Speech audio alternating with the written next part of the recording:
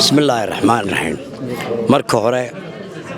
waxaanu tacsi murugo la u direynaa waalidkii ay ubaxaas ka dhinteen waxaan leenahay samriye iimaan Allah idinka siiyo mid dhalinta kacdoonka imika ku jirta ee nool baan ka talinaynaa dhalinta reer Boorame yaryar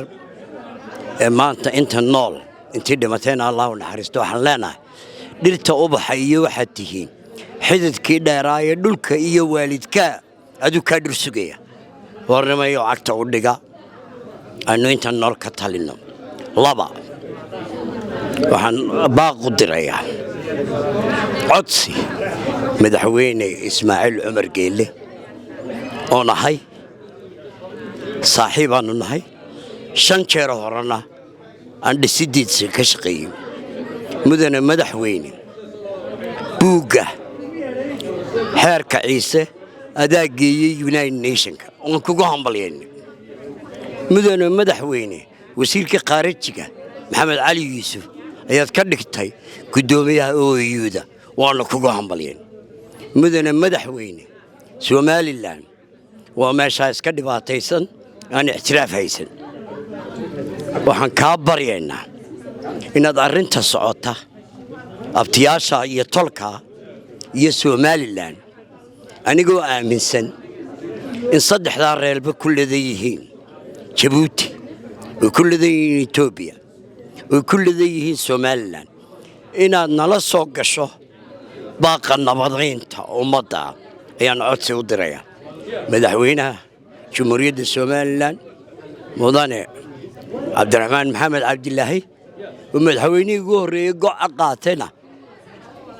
ديقا داعي إلهي دخصها وقم يدو ومدى بورمي يوحا كل عينا ومدى صوماليات يتسومالي لانقارهان وحا الله قدم قضي مدحويني سيان أرين هورا الله قدم قان وايو شني لحظة سنود بورمي وحرمش كدعي مركن إلا وحن كبرينا إن نقبض كلنا إن كقدمان أرنكنا للدتيو خساره جنا لقاته مدح دقمات كبورمي شعبي كبورمي شعبي كسومالان وحي كقبل حكر على رنت ما أنت تاجن نبضين يولا لما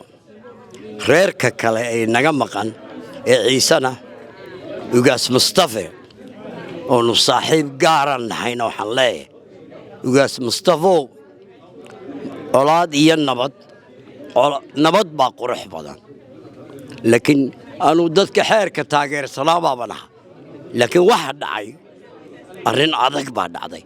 مركا ورمان تحير كهالك هاي نقدقوه هم بدي ذان كتلينه والسلام عليكم